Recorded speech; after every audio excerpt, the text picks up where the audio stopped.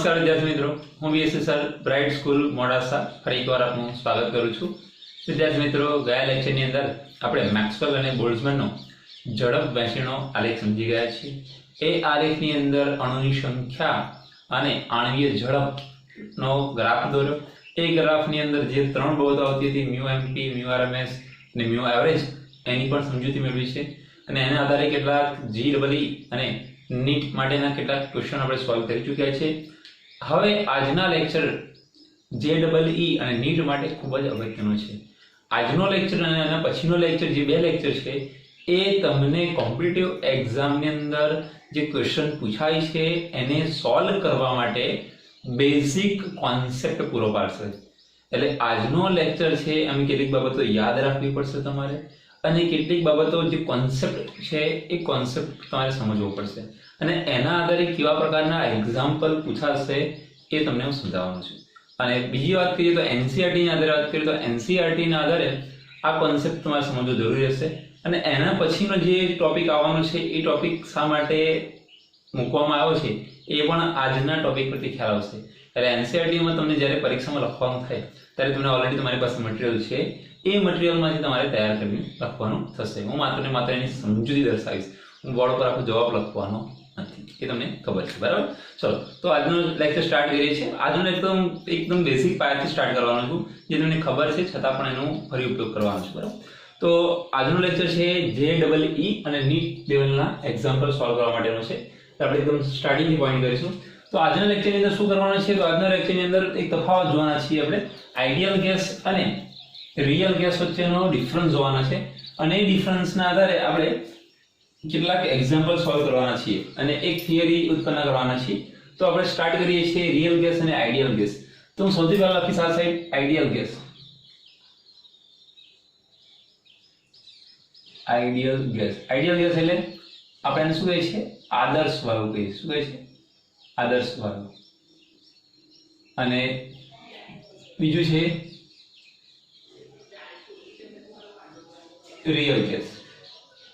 Real gas એટલે આપણે એને કહીએ છીએ વાસ્તવિક વાયુઓ. વાસ્તવિક વાયુઓ. બરાબર? ચલો, આ બેનો ડિફરન્સ જોવાના છીએ. ચલો, તો સ્ટાર્ટ કરીએ છીએ આદર્શ વાયુ અને વાસ્તવિક વાયુઓ. તો સૌથી પહેલા આપણે વાત કરીશું આઈડિયલ ગેસ, એટલે કે રિયલ ગેસ અને આઈડિયલ ગેસનો તફાવત જોવાના છે. તો સૌથી પહેલી વાત કરીએ કે આઈડિયલ ગેસ કેને કહેવાય, એટલે કે આદર્શ વાયુ કોને કહેવાય? તો આદર્શ વાયુ કોને કહેવાય? તો જે વાયુ બધા જ તાપમાને, બધા જ દબાણે, એટલે કે જે વાયુઓ બધા જ તાપમાને અને દબાણે,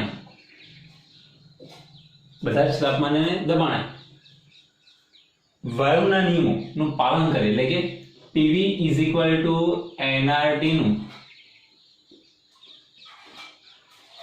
પાલન કરે, તેને શું કહીએ આપણે? આદર્શ વાયુ કહીએ છીએ. શું કહીશું આપણે એને? આદર્શ વાયુ કહીશું. એટલે કોઈ પણ તાપમાન હોય કે કોઈ પણ દબાણ હોય એ ત્યારે એ PV nRT નું પાલન કરે ત્યારે આપણે શું કહીશું? આપણે આદર્શ વાયુ કહીશું, અથવા તો આઈડિયલ ગેસ કહીશું આપણે. ખ્યાલ આવે? ચલો, ત્યારબાદ વાસ્તવિક વાયુ કોને કહીશું? તો વાસ્તવિક વાયુ કોને કહીશું? તો પહેલો મુદ્દો એનો લખીએ છીએ બંનેમાં. તો જે વાયુ PV nRT નું પાલન ન કરે,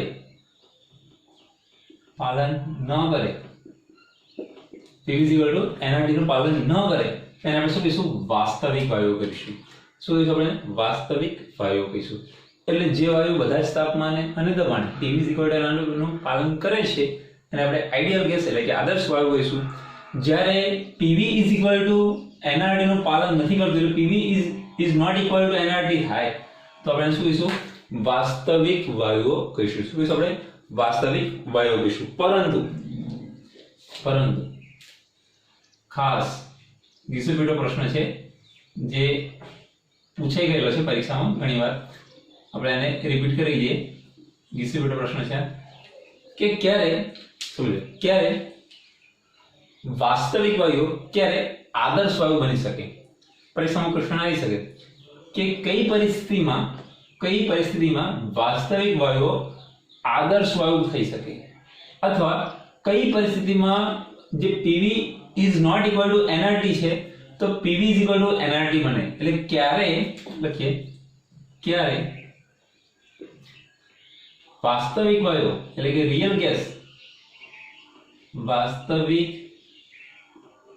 વાયુ PV is equal to NRT થાય. એટલે હંમેશા વાસ્તવિક વાયુ તો ક્યાં હોય, PV is not equal to NRT હોય. પણ ક્યારે PV is equal to NRT થાય, અથવા એમ કહી શકીએ કે વાસ્તવિક વાયુઓ ક્યારે આદર્શ વાયુ બની શકે, તો ક્યારે બની શકે તો યાદ રાખજો, ક્યારે બની શકે, LPHT. LPHT એટલે low pressure high temperature. Low pressure high temperature હોય ત્યારે વાસ્તવિક વાયુ આદર્શ વાયુ બની શકે, અથવા વાસ્તવિક વાયુનું જે સૂત્ર છે PV is not equal to NRT, કેવું બની જાય, PV is equal to NRT. એટલે ક્યારે બને તો low pressure and high temperature, એટલે કે ઓછા દબાણે અને ઊંચા તાપમાને વાસ્તવિક વાયુ આદર્શ વાયુ બની શકે છે. એક આ ક્વેશ્ચન પૂછાઈ ગયેલો છે પરીક્ષામાં, અહીંયા મેન્શન કરી દઉં છું, સમજાવી દઉં છું. પણ તો પીવી આદર્શ વાયુની અંદર શું હોય છે, આદર્શ વાયુની અંદર PV is equal to NRT હોય છે, જ્યારે વાસ્તવિક વાયુમાં PV is not equal to NRT. પરંતુ વાસ્તવિક વાયુ ક્યારે આદર્શ વાયુ બની શકે, અથવા એવું પૂછાય કે PV is not equal to NRT છે તો ક્યારે PV is equal to NRT બને. વાસ્તવિક વાયુનું સૂત્ર PV is equal to NRT ક્યારે થાય, તો ક્યારે થાય, low pressure and high temperature, એટલે કે ઓછા દબાણે અને ઊંચા તાપમાને વાસ્તવિક વાયુ આદર્શ વાયુ બની શકે છે. આ પહેલો મુદ્દો ખાસ અગત્યનો છે. પહેલો મુદ્દો કયો છે કે બધા જ તાપમાને દબાણે ideal gas PV is equal to NRT બતાવે છે, જ્યારે વાસ્તવિક વાયુ શું બતાવે છે, PV is not equal to NRT બતાવે છે. આ પહેલો મુદ્દો છે. ત્યારબાદ સેકન્ડ મુદ્દાની વાત કરીએ, બીજો તફાવત.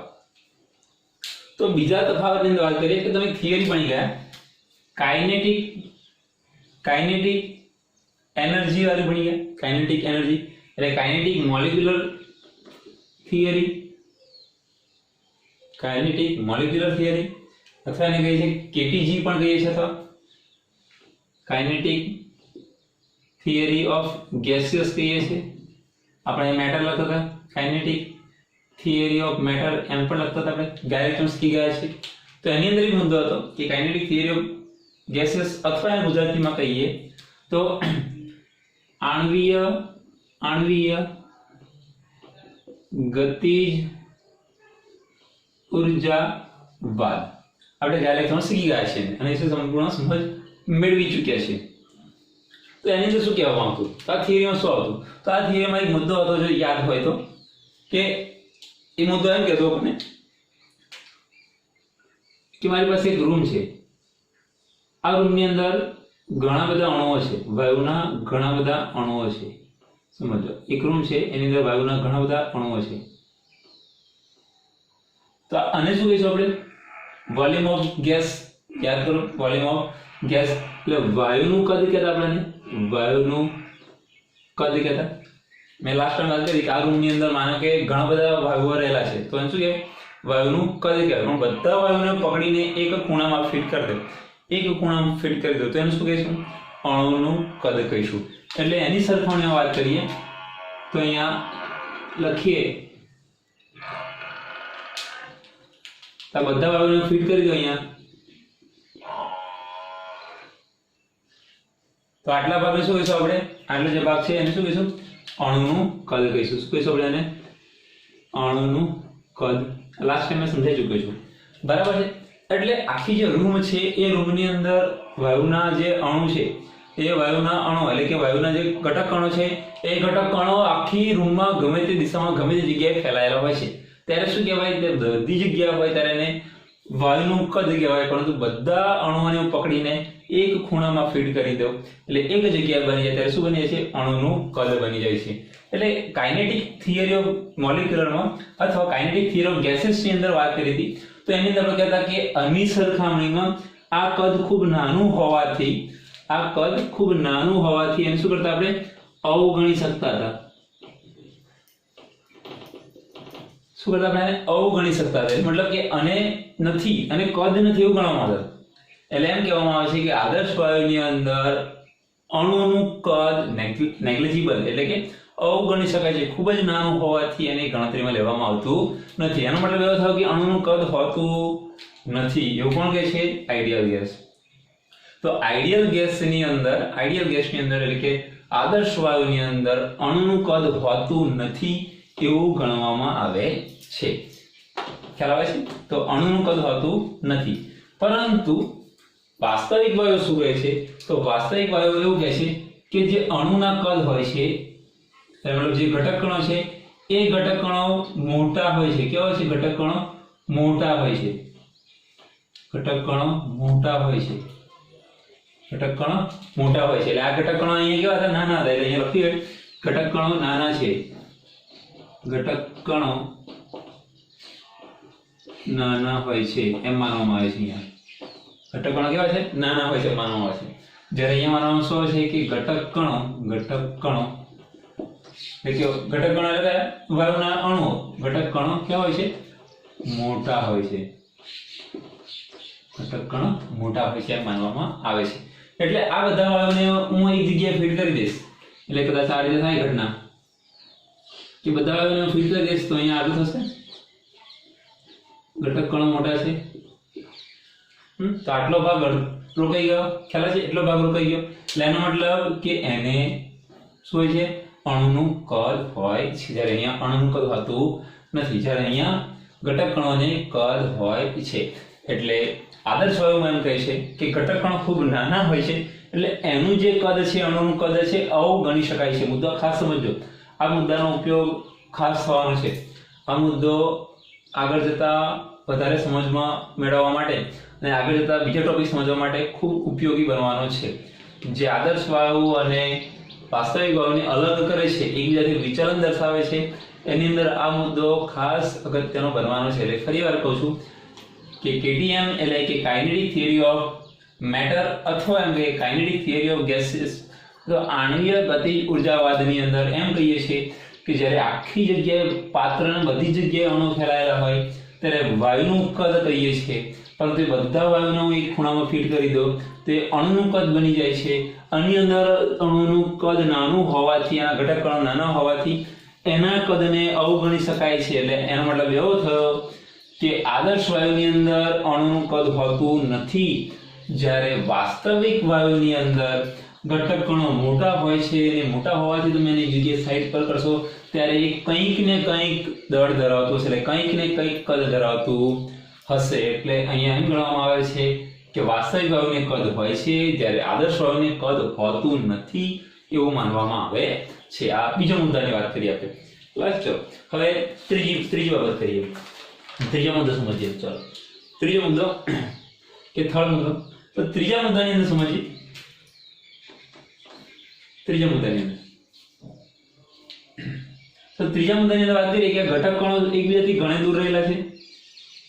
ઘટક કણો દૂર રહેલા છે એટલે એમ ગણવામાં આવે છે કે જે ઘટક કણો છે એમની વચ્ચે આંતર આણ્વીય આકર્ષણ બળ હોતા નથી. ત્રીજો મુદ્દો છે કે બે ઘટક કણો વચ્ચે શું રહેલું છે? આંતરાણ્વીય આકર્ષણ બળ રહેલું છે. આવું આપણે જાણીએ છીએ. પરંતુ આદર્શ વાયુ શું કહે છે? તો આદર્શ વાયુની અંદર એવું કહેવામાં આવે છે કે જે ઘટક કણો ખૂબ નાના છે, બહુ દૂર દૂર ગોઠવાયેલા છે, એક ઘટક કણ અહીંયા હોય, એક ઘટક કણ ત્યાં હોય, તો ઘટક કણો ખૂબ દૂર દૂર રહેલા છે, તો એ બેની વચ્ચે જે આંતર આણ્વીય આકર્ષણ બળ હોતું નથી. આંતર આણ્વીય આકર્ષણ બળ હોતું નથી. એટલે આ ઘટક કણો એકબીજાથી ઘણે દૂર જઈ શકે છે. એ આદર્શ વાયુમાં એવું ગણવામાં આવે છે કે આંતર આણ્વીય આકર્ષણ બળ હોતું નથી, જ્યારે વાસ્તવિક વાયુની અંદર કહેવામાં આવે છે કે ઘટક કણો વચ્ચે આંતર આણ્વીય આકર્ષણ બળ હોય છે. આંતર આણ્વીય આકર્ષણ બળ હોય છે. ખ્યાલ આવે છે? તો ત્રણ મુદ્દા ખાસ અગત્યના છે કે રિયલ ગેસ અને આઈડિયલ ગેસની ડિફરન્સ બતાવે છે. તો આઈડિયલ ગેસ કોને કહેવાય? તો જે વાયુ બધા જ તાપમાને દબાણે PV = nRT નું પાલન કરે એને શું કહીશું આપણે? આદર્શ વાયુ કહીશું. જ્યારે રિયલ ગેસ કોને કહીશું? તો જે વાયુ PV is not equal to nRT હોય, એટલે કે PV is equal to nRT નું પાલન ન કરે, PV is equal to nRT નું પાલન ન કરે, એને આપણે શું કહીશું?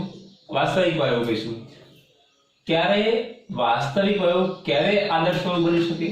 તો લો ટેમ્પરેચર અને લો પ્રેશર અને હાઈ ટેમ્પરેચરે વાસ્તવિક વાયુ આદર્શ વાયુ બની શકે છે. એટલે કે ઓછા દબાણ અને ઊંચા તાપમાને આ એક એવી પરિસ્થિતિ છે કે જ્યારે વાસ્તવિક આદર્શ વાયુ બની શકે અથવા PV is equal to nRT થઈ શકે છે. ત્યારબાદ સેકન્ડ પર મુદ્દો હતો. સેકન્ડ મુદ્દાની અંદર કે કાઇનેટિક થિયરી ઓફ મેટર અથવા કાઇનેટિક થિયરી ઓફ ગેસીયસ એટલે કે આણ્વીય ગતિજ ઉર્જાવાદના આધારે કહી શકીએ છીએ કે વાયુના અણુઓ જે ઘટક કણો છે એકબીજાથી દૂર દૂર ગોઠવાયેલા છે. એટલે જે પાત્રનું કદ હશે એ જેનું વાયુનું કદ બને છે. પાત્રનું કદ સમજો, આ વસ્તુ પછી આગળ આવશે. જે પાત્રનું કદ છે એ જ વાયુનું કદ બને છે.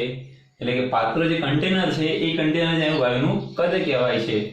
જ્યારે અણુનું કદ એટલે કે બધા અણુઓને ભેગા કરી દેવામાં આવે વાયુને એક જગ્યાએ તો જે બને છે અણુનું કદ કહેવાય છે. અને જગ્યા ખૂબ જ નાની હોવાથી એને આની સરખામણીમાં અવગણી શકાય છે. એટલે એનો મતલબ એવો થયો કે આદર્શ વાયુની અંદર અણુનું કદ હોતું નથી એવું માનવામાં આવે છે. જ્યારે અહીંયા ઘટક કણો ખૂબ મોટા હોય છે એટલે એને એક જગ્યાએ ભેગા કરશું તો પણ જગ્યા રોકશે. એટલે વાસ્તવિક વાયુઓ કદ ધરાવે છે. જ્યારે ત્રીજો મુદ્દો છે કે ઘટક કણો વચ્ચે આંતરાણ્વીય આકર્ષણ બળ હોતું નથી એવું પણ કહે છે. આદર્શ વાયુ કહેવામાં આવે છે. જ્યારે વાસ્તવિક વાયુની અંદર બે ઘટક કણો વચ્ચે આંતરાણ્વીય આકર્ષણ બળ હોય છે. બરાબર છે. તો આ વાત કરીએ આપણે કોનું? આદર્શ વાયુ અને વાસ્તવિક વાયુનું. હવે શું કરીશું? તો હવે આ આદર્શ વાયુ અને વાસ્તવિક વાયુની સમજૂતી મેળવી લીધી. હું આશા રાખું છું કે તમે એને વિડીયો પોઝ કરી અને તમે એને સમજી લો કે આદર્શ વાયુ કોને કહેવાય અને વાસ્તવિક વાયુ કોને કહેવાય એ સમજ્યા પછી હવે હું જે આલેખ દોરવા જઈ રહ્યો છું એ આલેખ ખૂબ જ અગત્યનો છે અને એ મોટાભાગનો કોન્સેપ્ટ ક્લિયર કરશે તમને અને એનાથી જ મોટાભાગના ક્વેશ્ચનો સોલ્વ કરી શકાશે. તો એ આલેખ સમજવાનો પ્રયત્ન કરવાના છીએ અને પછી આપણે એના ક્વેશ્ચન સોલ્વ કરવાના છીએ. તો સ્ટાર્ટ કરીએ છીએ આલેખ. તો આલેખ તમે ધ્યાનથી જોશો અને એ પહેલા તમે જે માહિતી મેળવી છે આદર્શ વાયુ અને વાસ્તવિક વાયુની એ યાદ કરી લેશો. ચલો, તો આશા રાખું છું કે તમે જોઈ લીધું હશે. હવે વાત કરીએ છીએ. ચલો સમજીએ. તો હવે હું અચળ તાપમાન સમજો. અચળ તાપમાન એટલે તાપમાન બદલવાનો નથી. અચળ તાપમાન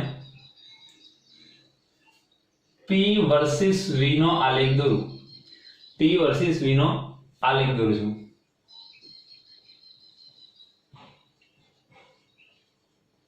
P વર્સિસ V. P એટલે દબાણ છે, કદ V છે અને તાપમાન T કેવું છે? અચળ છે. બરાબર. ચલો હવે સમજીએ.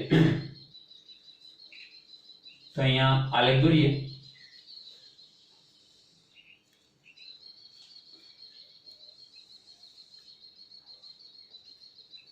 ચલો અહીંયા લખીએ દબાણ P. ઉપર જતા દબાણ વધશે, અહીંયા નીચે ઓછું થશે એટલે નીચેથી ઉપર જતા દબાણ વધશે. બરાબર છે. ચલો ત્યારબાદ અહીંયા લખીએ કદ V. આ સાઈડ કદ વધે, આ સાઈડ કદ ઘટે. બરાબર છે. ચલો આપણને ખ્યાલ છે. હવે સમજવાનું છે અહીંયાથી. હવે વૈજ્ઞાનિકોએ શું કર્યું? તો P વર્સિસ V નો આલેખ દર્શાવ્યો. P વર્સિસ આલેખ દર્શાવ્યો એની અંદર આપણને ખબર છે કે બોયલનો નિયમ અનુસાર શું છે કે અચળ તાપમાને નિશ્ચિત સ્થાના વાયુનું દબાણ P તેના કદના વ્યસ્ત પ્રમાણમાં હોય છે. બોયલના નિયમમાં શું કહે છે? ક્યારે તાપમાન T અચળ હોય એટલે કે T અચળ હોય, N પણ અચળ હોય ત્યારે. બરાબર. આપણને ખબર છે કે નિશ્ચિત જથ્થાના તાપમાને એટલે કે અચળ તાપમાને નિશ્ચિત જથ્થાના વાયુનું કદ V તેના દબાણના સમપ્રમાણમાં હોય છે એવું સમજી ગયા. એટલે દબાણ જો P વધે તો V ઘટે, દબાણ P વધે તો V ઘટે, જો V વધે તો P ઘટે. એકબીજાના વ્યસ્ત પ્રમાણમાં છે સમજી ગયા છે બોયલના નિયમ અનુસાર. અહીંયા વાત કરીએ તો P વર્સિસ V નો આલેખ છે એટલે જ્યારે P વધશે તો V ઘટવું જોઈએ. એટલે એને લગતો બે આલેખ છે. એ બે આલેખ આપણને કઈ રીતે મળે છે તો સમજીએ. તો એક આલેખ જે મળે છે એ આલેખ આવો કંઈક છે. આ છે આઈડિયલ ગેસ માટે એટલે કે આદર્શ વાયુ માટે છે. આઈડિયલ ગેસનો આલેખ મળે છે. કેવો મળે છે? આઈડિયલ ગેસનો આલેખ મળેલો છે. મિત્રો જે બાબત અહીંયા રજૂ કરું છું એ સ્પેસિફિક આપેલી જ છે, એનો કોઈ ઈલાજ નથી, મતલબ એને કઈ રીતે આવ્યો છે એ પણ શોધવાની જરૂર નથી, જે આપેલી છે એ બાબતને સમજવાનો પ્રયત્ન કરીએ છીએ, બરાબર છે. ચલો ત્યારબાદ સેકન્ડ બાબત, બીજો આઈડિયલ ગેસ માટે વાત કરીએ છીએ. ત્યારબાદ બીજો જે આલેખ કરીશું એ વાસ્તવિક વાયુ માટે વાત કરીશું. કોની માટે? વાસ્તવિક વાયુ માટે. વાસ્તવિક વાયુ માટે અને આપણે અહીંયા તો આ બીજો જે દોરો છે કોની માટે લખીશું? રિયલ ગેસ માટે. રિયલ ગેસ એટલે કે વાસ્તવિક વાયુ માટે દર્શાવીશું. આ લખ્યા. ચલો તો સમજીએ. જો દબાણ P વધારે છે તો કદ ઓછું છે, કદ અહીંયા છે, પછી દબાણ કદ વધ્યું આ સાઈડ તો દબાણ ઓછું થઈ ગયું, એટલે દબાણ અહીંયા વધારે હતું, કદ ઓછું હતું. અહીંયા દબાણ ઓછું થયું તો કદ વધ્યું. હા, એટલે બંને એકબીજાના વ્યસ્ત પ્રમાણમાં છે. ચલો હવે સમજીએ આગળ. તો અહીંયા નીચેથી ઉપર જઈશ તો દબાણ વધવાનું છે. સૌથી વધારે દબાણ અહીંયા છે, સૌથી ઓછું દબાણ અહીંયા છે. અહીંયા સૌથી ઓછું કદ હશે, અહીંયા સૌથી વધારે કદ હશે. હવે શું વાત થશે? ચલો તો આ રિયલ ગેસ આઈડિયલ ગેસ માટે છે અને આ રિયલ ગેસ માટે છે. હવે સમજો આ બેની કમ્પેરિઝન હોવી જોઈએ. એટલે એમ કહે છે કે કોઈ પણ વાયુ આદર્શ વાયુ જેવો હોવો જોઈએ, પરંતુ આદર્શ વાયુ જેવો છે નહીં. એમાં શું ચેન્જ આવે છે? તો આવું હોય છે, એટલે કે વાસ્તવિક વાયુ હોય છે. હોવો જોઈએ આઈડિયલ જેવો, પણ હોય છે કેવો? વાસ્તવિક વાયુ જેવો. તો શા માટે હોય છે? તો અહીંથી આ રીતે સમજીએ છે. તો હું અહીંયા એક વાત કરું કે અહીંયા દબાણ સૌથી વધારે છે, આ દબાણ અહીંયા વધારે છે. એટલે કહે છે કે દબાણ P1 લઈ લો અહીંયા, કે દબાણ P1 છે. સમજો દબાણ P1. તો પહેલો એક વાયુ છે એની માટે લઈએ છીએ કે દબાણ P1 એટલે કે દબાણ P ક્યાં આવશે? આ જગ્યાએ આવશે, અહીંયા આવશે, બરાબર છે. દબાણ P1. તો દબાણ P1 કદ કેટલું હોવું જોઈએ? એનું કદ કેટલું હોવું જોઈએ? દબાણ P1 એનું કદ V1 હોવું જોઈએ કહી શકાય. અહીંયા કદ V1 હોવું જોઈએ. દબાણ P1 કદ કેટલું હોવું જોઈએ? V1 હોવું જોઈએ. પણ V1 છે ના, કેટલું છે? તો અહીંયા છે. કદ કેટલું છે? અહીંયા છે. એટલે અહીંયા લખી શકીએ આપણે, અહીંયા લખીશું V2. કેટલું છે? V2 છે. એટલે દબાણ P1 એટલે ઊંચું દબાણ કે અહીંયા નીચું દબાણ છે, કે ઊંચું દબાણ. એટલે ઊંચા દબાણે P1 કદ V1 હોવું જોઈતું હતું. અહીંયા કદ V1 હોવું જોઈતું હતું. આ જગ્યાએ આમ જો નીચે તો અહીંયા હોવું, એટલે કદ V1 હોવું જોઈતું હતું. એની જગ્યાએ કદ કેટલું બન્યું? V2 બન્યું. એટલે મૂળ કદ કરતા કદ વધારે થયું. મૂળ કદ કરતા વધારે થયું. મૂળ કદ કરતા વધારે થયું. ખ્યાલ આવે છે? એટલે મૂળ કદ કરતા વધારે બને છે. એટલે આપણે એમ કહી શકીએ કે આ કદ કોનું છે? આ કદ કોનું છે? આઈડિયલ ગેસનું. આ કદ કોનું છે? રિયલ ગેસનું. એટલે આઈડિયલ ગેસ કરતા રિયલ ગેસનું કદ વધારે છે. એટલે લખી શકીએ, સમજો કે રિયલ ગેસ કરતા એટલે કદ આઈડિયલ કરતા અથવા એમ લખીએ લેસ ધેન ની જગ્યાએ લખીએ કે કદ કોનું? રિયલ ગેસ ગ્રેટર ધેન કદ આઈડિયલ. ખ્યાલ આવશે? બહુ ખાસ સમજો. એટલે કદ કોના? બ્લેક લાઈન કોની છે? આદર્શ વાયુની છે, આઈડિયલ ગેસની. તો આઈડિયલ ગેસ કરતા રિયલ ગેસનું કદ વધારે છે. એટલે રિયલ ગેસનું કદ આઈડિયલ ગેસ કરતા વધારે છે. ક્યારે? ઊંચા દબાણે. ખાસ યાદ રાખજો, આ નીટમાં પૂછાઈ ગયેલું છે. આ ઊંચા દબાણે. એટલે ઊંચા દબાણે વાસ્તવિક વાયુનું કદ આદર્શ કદ કરતા વધારે હોય છે. ખ્યાલ છે? વધારે હોય છે. ચાલો, તો જ્યારે મૂળ કદ કરતા વધારે કદ છે એટલે આપણે એને શું કહેવાય? ધન વિચલન કહેવાય. શું કહીશું આપણે એને? ધન વિચલન. યાદ રાખજો આ શબ્દ. મૂળ કદ કરતા વધારે છે એટલે શું કહીશું આપણે? ધન વિચલન ઓળખીશું. શું કહીશું આપણે? ધન વિચલન. પરીક્ષામાં પૂછાઈ શકે કે ધન વિચલન ક્યારે મળે છે? તો ધન વિચલન ક્યારે મળે? ઊંચા દબાણે. અહીંયા દબાણ નીચું છે, અહીંયા ઊંચા દબાણે ધન વિચલન મળે. અથવા તો જ્યારે રિયલ નું કદ એટલે કે રિયલ વાયુનું કદ આઈડિયલ કદ કરતા એટલે કે વાસ્તવિક વાયુનું કદ આદર્શ વાયુ કદ કરતા વધારે હોય ત્યારે આપણે શું મળે છે? ધન વિચલન મળે છે. એક બાબત સમજી છે. ચલો ત્યારબાદ આપણે સેકન્ડ નંબર જોઈએ. બીજો નંબર આ જગ્યાએ જોઈએ. ચલો દબાણ P2. દબાણ P2. અહીંયા દબાણ કેવું છે? ઓછું છે. અને સરખામણીમાં કેવું છે? ઓછું છે. ચલો તો અહીંયા સમજીએ. અને આલેખને થોડો વ્યવસ્થિત દોરું.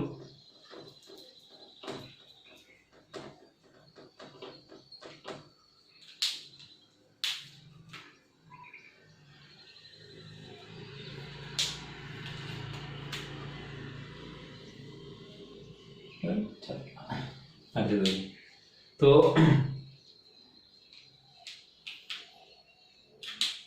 બીજાની વાત કરીએ કે નીચા દબાણ. તો નીચા દબાણ કદ કેટલું હોવું જોઈતું? નીચા દબાણે કદ આના કરતા અહીંયા હોવું જોઈતું.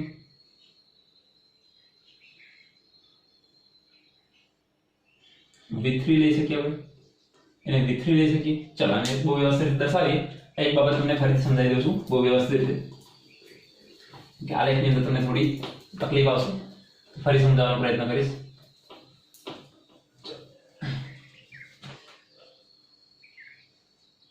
આપણે સ્ટાર્ટ કરીએ. સૌથી પહેલા અહીંથી આ સાઈડ, અહીંયા કદ V, આ સાઈડ વધે, આ સાઈડ ઘટે, અહીંયા દબાણ આપેલું છે ઓલરેડી. ચલો બરાબર છે. પહેલો આલેખ મળશે આપણને કોના માટે? આદર્શ વાયુ માટે મળશે. એટલે લખીએ આઈડિયલ ગેસ. બરાબર છે. આ પહેલો આલેખ મળશે આપણને. ત્યારબાદ બીજો આલેખ કોની માટે મળશે? અહીં લખી દઈએ કોની માટે છે? આ રિયલ ગેસ. બરાબર છે. ચલો ફરી એક વાર સમજાવી દઉં. અહીંયા દબાણ ઉપર વધારે છે એટલે દબાણ લઉં P1. P1 એ કદ કેટલું હોવું જોઈતું હતું? અહીંયા. એટલે કદ કેટલું હોવું જોઈતું હતું આપણી પાસે? અહીંયા V1 હોવું જોઈતું, પરંતુ V1 નથી મળતું. કેટલું મળે છે? અહીંયા મળે છે. એટલે આપણે એને કહીશું V2 તરીકે ગોઠવીશું. બરાબર. આ વસ્તુ આપણે સમજી ગયા છે. મૂળ કદ કરતા વધારે કદ મળે છે એટલે આપણે એને શું કહીએ કે અહીંયા આઈડિયલ ગેસ કરતા રિયલ ગેસનું કદ વધારે છે. એટલે ideal gas, real gas greater than V ideal gas, અથવા આઈડિયલ લખીએ. બરાબર. કદ આઈડિયલ. ચાલો. એટલે વાસ્તવિક કદ આદર્શ વાયુ કદ કરતા વધારે છે માટે શું લખી શકીએ આપણે? ત્યાં ધન વિચલન. શું લખી શકીએ? ધન વિચલન. દબાણ કેવું છે? ઊંચા દબાણે. બરાબર. સમજી ગયા. ચાલો હવે આગળ વાત કરીએ. અહીંયા P2. બરાબર. પહેલું સમજાઈ ગયું છે કે કદ હોવું જોઈતું હતું V1, એની જગ્યાએ કેટલું મળે છે? V2. એટલે મૂળ કદ કરતા કદ વધારે મળે છે એટલે ધન વિચલન કહેવાય.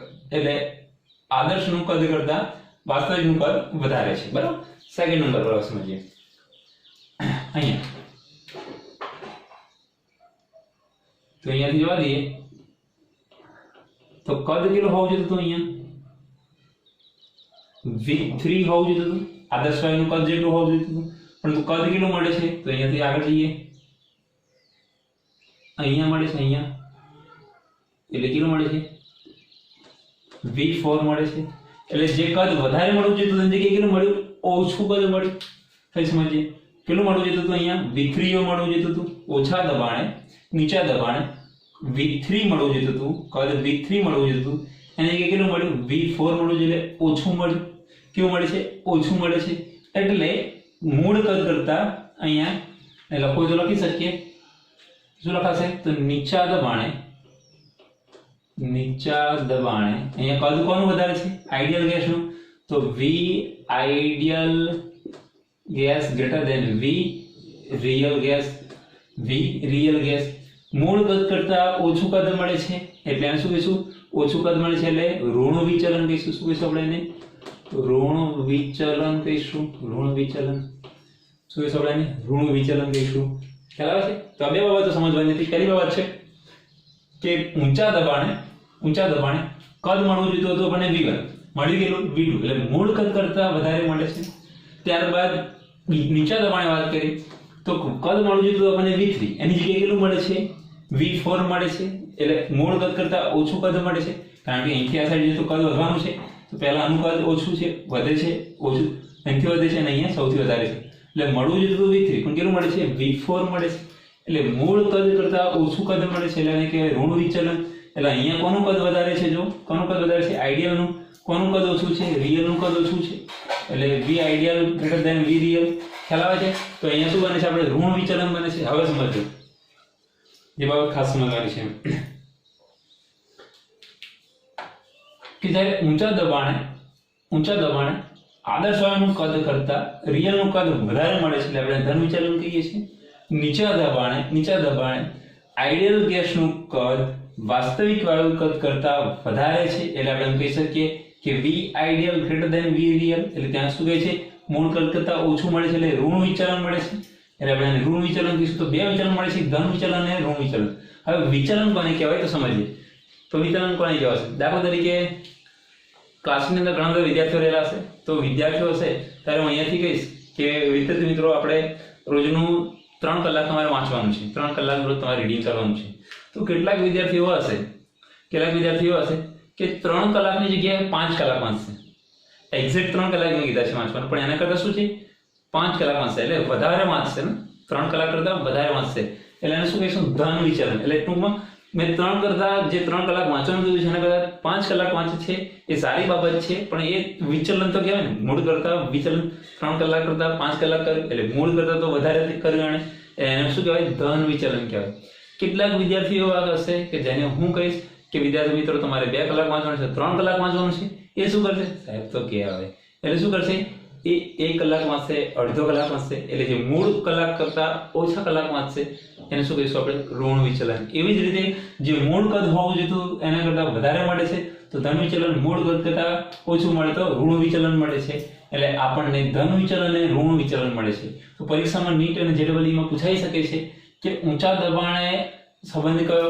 તો v real greater than v ideal. અથવા કયું વિચલન મળે? તો ધન વિચલન મળે. ત્યારબાદ નીચા દબાણે સંબંધ કયો? તો v ideal greater than v real, ત્યારે ઋણ વિચલન જોવા મળે છે. તો આ એક આલેખ જે છે એ ખૂબ જ અગત્યનો આલેખ છે. આથી એમ કહી શકીએ છીએ ખાસ નોંધ, જે ટોપિક ભણવાનો છે એ અહીંયાથી સ્ટાર્ટ થાય છે કે જે રિયલ ગેસ છે એ રિયલ ગેસ આઈડિયલ ગેસ કરતા કંઈક જુદો પડે છે. જો અહીંયા કેટલો હોવું જોઈતું? કદ v1 હોવું જોઈતું હતું, એના કરતા v2 થઈ ગયું એટલે આદર્શ કરતા જુદો પડી જાય છે. ત્યારબાદ અહીંયા કેટલું હોવું જોઈતું હતું? આઈડિયલ ગેસ જેટલું હોવું જોઈતું એટલે v3 હોવું જોઈતું, ત્યારે કેટલું થઈ ગયું? v4 હોવું જોઈએ. જે આઈડિયલ ગેસ હોવું જોઈતું હતું, આદર્શ વાયુ જેવું હોવું જોઈતું હતું એના કરતા અહીંયા વધી જાય છે, અહીંયા ઘટી જાય છે. એટલે આઈડિયલ ગેસ કરતા વિચલન દર્શાવે છે. એટલે એમ કહી શકીએ કે કહી શકાય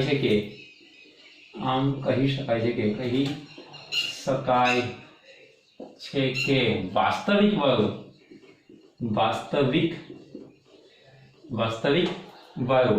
આદર્શ વાયુથી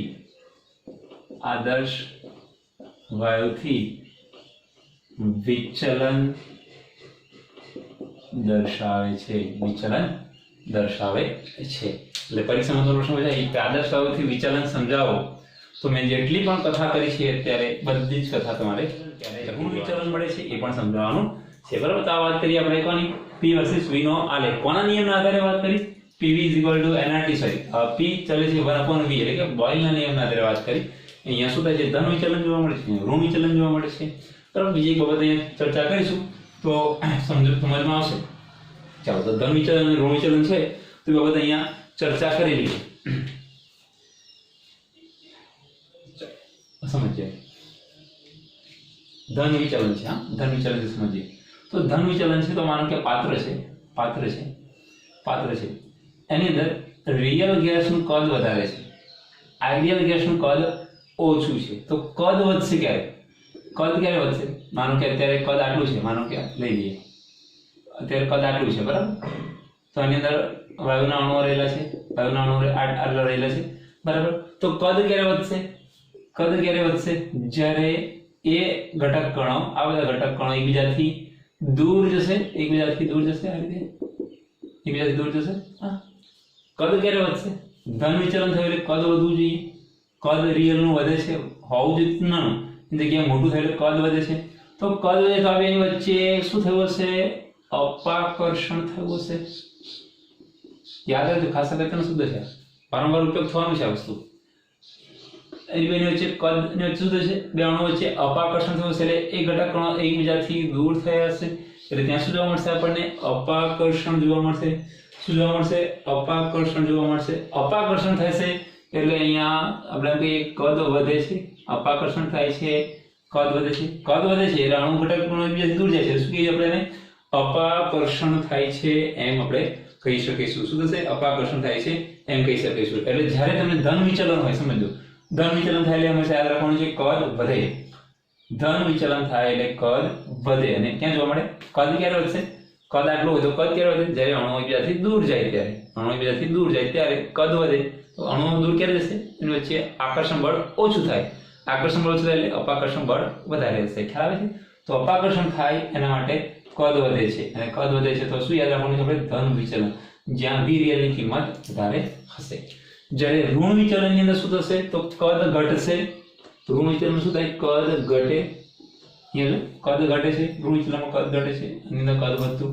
હા એટલે કદ ઘટે છે કદ ઘટે ક્યારે જ્યારે અણુ એકબીજાની નજીક આવે ત્યારે કદ ઘટે તો અણુ ક્યારે નજીક આવશે જ્યારે આકર્ષણ વધે ત્યારે એટલે એ શું થશે આકર્ષણ બળ વધે ત્યારે આટલી બાબતો ખાસ યાદ રાખવાની છે આ બાબત અને આ બાબત આ બે બાબતો ખાસ યાદ રાખવાની છે કે જ્યારે ઊંચા દબાણે વાસ્તવિક વાયુનું કદ આદર્શ વાયુ કદ કરતાં વધારે હોય ત્યારે કદ વધે છે એટલે અપાકર્ષણ થાય છે અને એનું કદ વધે છે ત્યારે શું કહીએ આપણે ધન વિચલન અને ઋણ વિચલન જ્યારે જોવા મળે તો ઋણ વિચલનની અંદર કદ ઘટે એટલે કે આકર્ષણ થાય અને આઈડિયલ ગેસ રિયલ ગેસ કરતાં વધારે હશે બસ આટલી બાબતો યાદ રાખવાની છે અને ના દર કેવા એક્ઝામ્પલ પૂછાય છે એ સમજવાના છીએ પરંતુ એક ટોપિક સમજવો જરૂરી છે એ ટોપિક પહેલા ચર્ચા કરી લઈએ પછી આપણે એના ક્વેશ્ચન તરફ જઈએ છીએ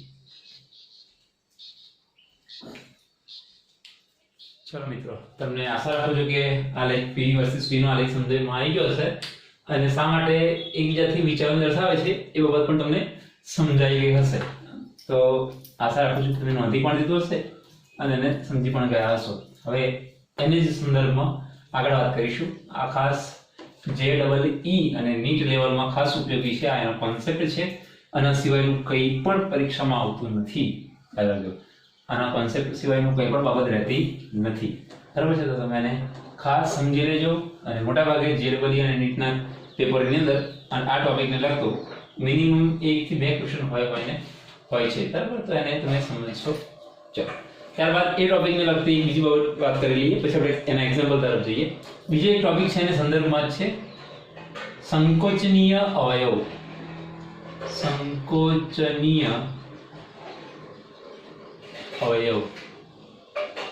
કોમ્પ્રેસિબલ ફેક્ટર પણ કહેવાય કોમ્પ્રેસિબિલિટી ફેક્ટર પણ કહેવાય જેને આપણે દર્શાવીશું z થી દર્શાવીશું ત્રણથી દર્શાવીશું z થી સમજો સંકોચનીય અવયવ એ આપણે દર્શાવીશું z થી તો z શું દર્શાવશે આપણને z શાની માહિતી આપશે તો z આપણને માહિતી આપશે કે ધન વિચલન છે ઋણ વિચલન છે કે શૂન્ય વિચલન છે આ ત્રણની માહિતી આપે છે z શાની માહિતી આપે છે ધન વિચલન ઋણ વિચલન અને શૂન્ય વિચલન આ ત્રણની માહિતી આપે છે બરાબર ચાલો તો સમજીએ આપણે કે આપણને આદર્શ વાયુ સમીકરણ ખબર છે કે PV સૂત્ર શું છે nRT છે nRT ને છેદમાં લઈએ તો શું થાય તો PV nRT આ સાઈડ કઈ વધે છે ના તો કઈ વધતું નથી શું કરે આપણાથી 1 મુકાય અને હવે જે 1 મૂકીએ છે તો z ની વેલ્યુ કેટલી હોય છે તો z 1 ની જગ્યાએ મૂકી z 1 ની જગ્યાએ શું મૂકીશું z એટલે z ની વેલ્યુ જો 1 હોય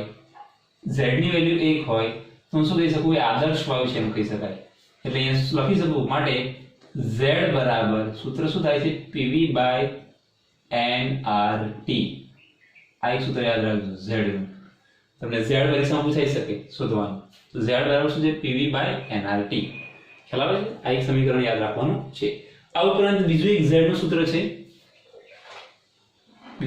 સૂત્ર છે યાદ રાખવાનું છે કે z બરાબર v real એટલે કે વાસ્તવિક નું કદ ભાગ્યા v ideal એટલે કે આદર્શ વાયુનું કદ આપણે એને સમજી ગયા છીએ આગળ હવે તો z બરાબર શું હોઈ શકે?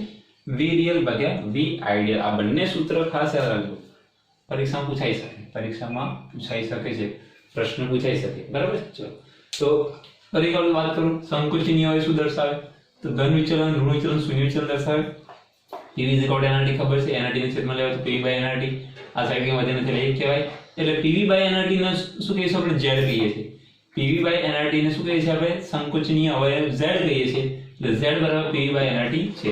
બીજું સૂત્ર Z નું થાય છે v રિયલ ભાગ્યા v આઈડિયલ.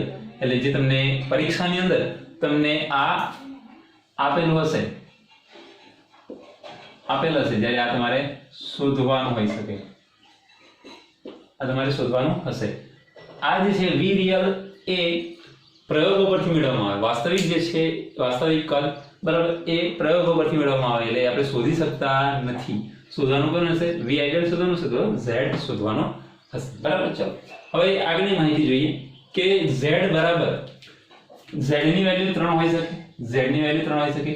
એક 1 હોઈ શકે, ત્યારબાદ 1 કરતા વધારે હોઈ શકે. z લખીએ કે z = 1 હોઈ શકે, z greater than 1 હોઈ શકે, z less than 1 હોઈ શકે. એટલે z ની 3 વેલ્યુ છે. z = 1, z ની કિંમત 1 હોઈ શકે, 1 કરતા વધારે હોઈ શકે, 1 કરતા ઓછી હોઈ શકે છે.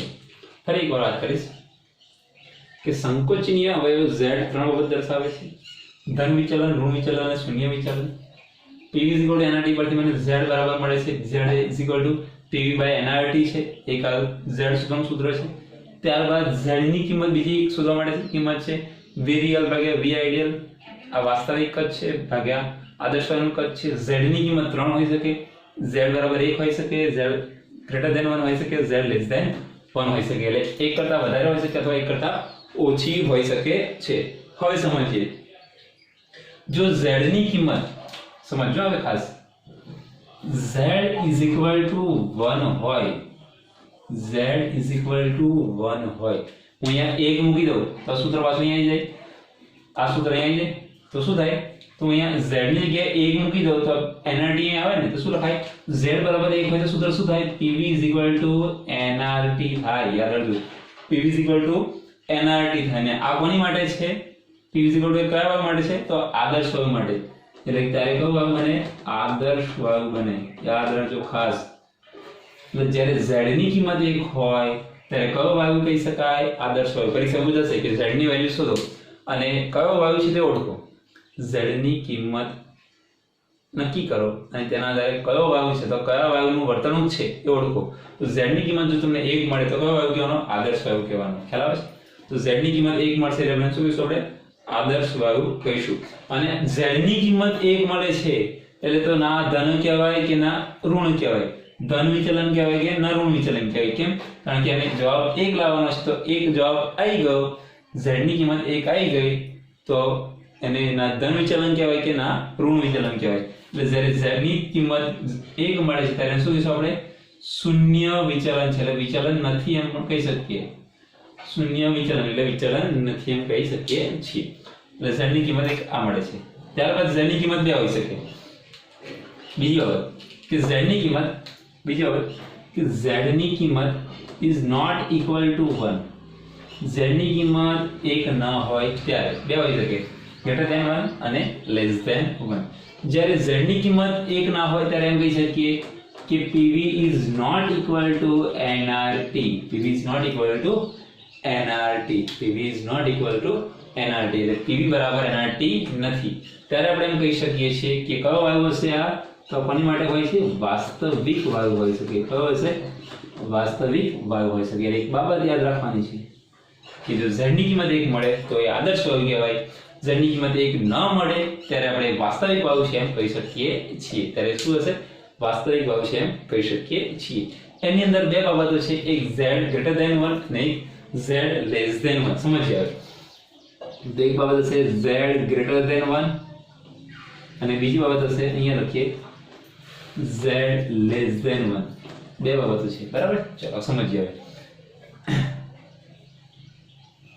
તો જ્યારે z greater than 1 હોય, જ્યારે z greater than 1 હોય ત્યારે હંમેશા યાદ રાખજો પીવી ગ્રેટર ધેન એનઆરટી થાય.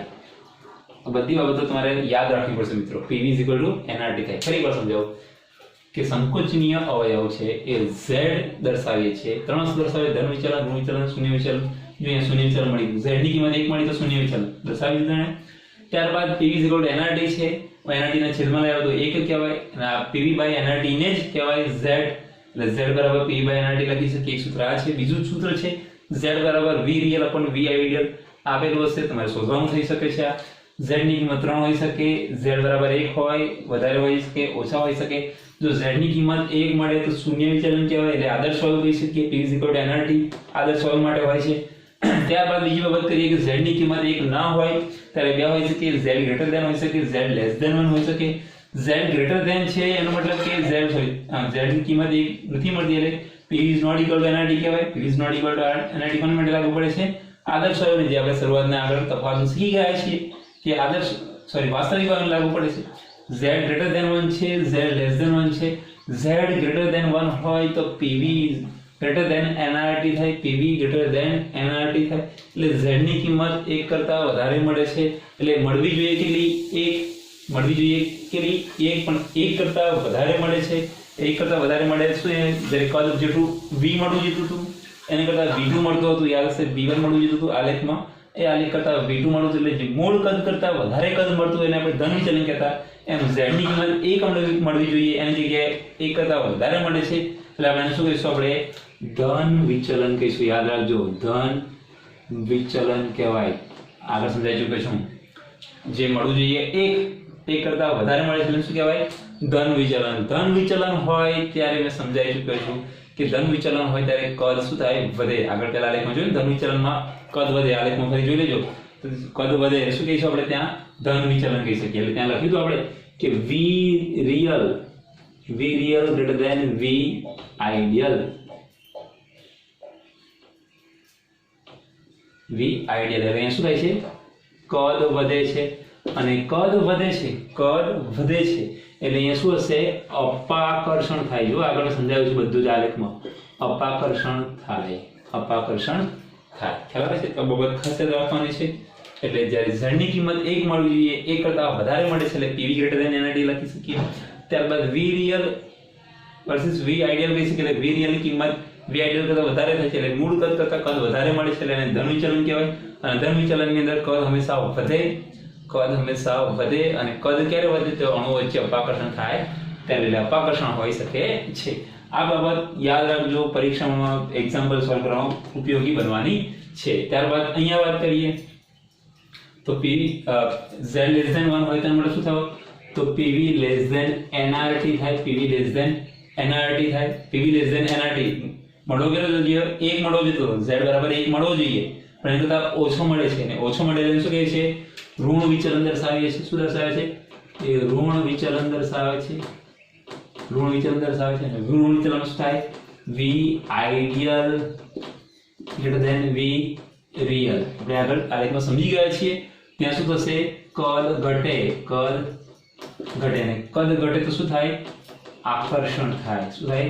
આકર્ષણ થાય. ખ્યાલ આવે છે? તો આટલી બાબતો ખાસ યાદ રાખવાની છે. પરીક્ષામાં આને લગતા પ્રશ્નો કેવા પૂછાય સોલ્વ કરવાના છીએ અત્યારે ફરી એકવાર રિવાઇઝ કરી લઈએ છીએ કે સંકોચનીય અવયવ z તરીકે દર્શાવે છે. 3 બાબત દર્શાવે છે. z ની કિંમત 1 કરતા વધારે એટલે ધન વિચલન, 1 કરતા ઓછી તો ઋણ વિચલન, 1 જ મળે તો શૂન્ય વિચલન. 3 બાબત દર્શાવે ધન, ઋણ અને શૂન્ય. એ z ની કિંમતથી નક્કી થાય છે. pv = nRT પરથી આપણને z બરાબર મળે છે pv by nRT. pv by nRT દ્વારા આપણે z શોધી શકીએ. ત્યારબાદ z બીજી રીતે પણ શોધવા હોય તો v real upon v ideal. તમને આપેલું હશે આ શોધવાનું થાય તો પણ તમે શોધી શકો છો કદના આધારે, બરાબર? એને શોધી શકો છો. ત્યારબાદ z ની કિંમત 3 હોઈ શકે, 1 હોઈ શકે, 1 કરતા વધારે અને 1 કરતા ઓછી. જો 1 હોય તો તમે એને શૂન્ય વિચલન કહેશો, 1 હોય તો p = nRT ને અનુસારે એટલે આદર્શ વાયુ તમે કહેશો. ત્યારબાદ z ની કિંમત 1 ના હોય તો 2 હોઈ શકે, greater than 1 અને less than 1. જો greater than હોય તો pv greater than nRT થાય, ધન વિચલન કહેવાય. કદ વધે છે, v real greater than v ideal થાય, આકર્ષણ થાય, બરાબર? એટલે અણુઓ દૂર જાય. જ્યારે અહીંયા લેસ ધેન ની અંદર pv less than nRT થાય એટલે કે ઋણ વિચલન થાય છે. એનો મતલબ કે V ideal greater than V real બને છે, કદ ઘટે છે, એટલે કે અહીંયા આકર્ષણ જોવા મળે છે. તો આટલી બાબતો તમે એક આલેખ યાદ રાખવાનો છે અને આલેખ પરથી આ બધી બાબતો યાદ રહેશે. આલેખ યાદ રહેશે તો આ બધી બાબતો યાદ રહેશે. બરાબર. તો હવે સમજીશું આપણે એના એક્ઝામ્પલ જોઈએ છે કે પરીક્ષામાં કયા પ્રકારના એક્ઝામ્પલ પૂછાય છે, કોમ્પિટિટિવ એક્ઝામમાં કયા પ્રકારના એક્ઝામ્પલ પૂછાય છે એ સોલ્વ કરીશું. બરાબર. તો હું તમને એક્ઝામ્પલ સોલ્વ કરી બતાવીશ એટલે તમને આઈડિયા આવશે. હું લખીશ ઇંગ્લિશમાં પણ એને સમજાવીશ ગુજરાતીમાં. એટલે પ્રશ્ન શું કહેવા માંગે છે એ પણ સમજાવીશ. ચલો ક્વેશ્ચન છે કે at STP, question number 1, at STP, standard temperature and pressure, STP, the volume of 1 mole, the volume 1 mole of gas is measured of gas measure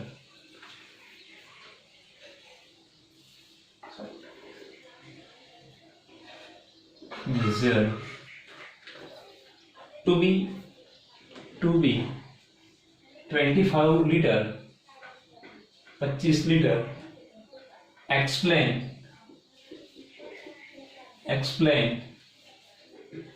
the nature of gas, the nature of